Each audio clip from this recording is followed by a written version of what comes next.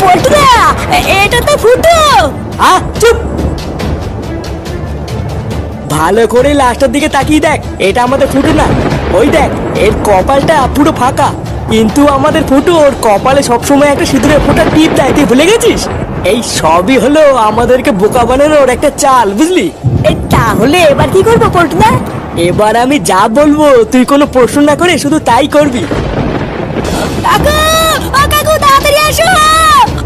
ফুটো, ফুটো।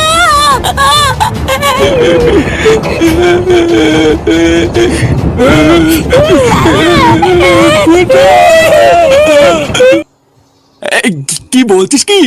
তারপর তারপর কি হলো? তারপরে তো শুরু হলো আসল খেলা গো। হঠাৎই পুরনো কারখানা কেন নিয়ে আসলে পল্টুদা? আমার যতদূর মনে হচ্ছে ফুটোকে এই কারখানাতেই কোথাও আটকে রেখেছে। খুব ভালো করে মন দিয়ে আশেপাশটা খুঁজে দেখ, এটাই হচ্ছে ওদের ডেরা। পেলে ফুটোকে আমরা এখানেই পাবো। আচ্ছা পল্টুদা, আমি দেখছি। তুই এই দিকটা দেখ, আমি পিছন দিকটা দেখছি। আর হ্যাঁ, কোনো কিছু দেখতে পারলে সবার আগে আমাকে ডাকবি। আচ্ছা ঠিক আছে।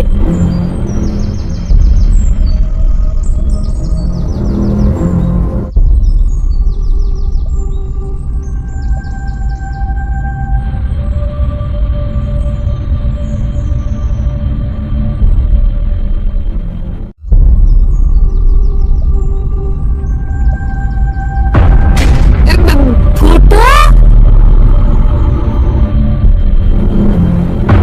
ফুটো, ফুটো তুই ঠিক আছিস তো? তুই একদম চাপ নিবি না, বুঝলি? আমরা সবাই চলে এসেছি।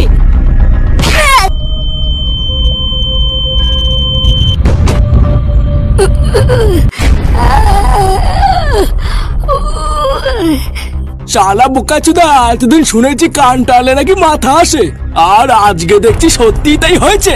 কিরে গুড মর্নিং বেটা, গন্ধে গন্ধে ঠিক খোঁজ পেয়ে চলে এসেছিস তাই না? এই সেই দিনকে এই সেরকম মানেটাও ছিল না।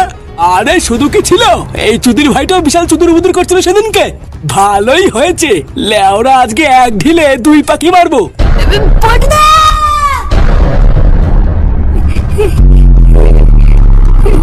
ধর শান্তি ছেলেকে ধর।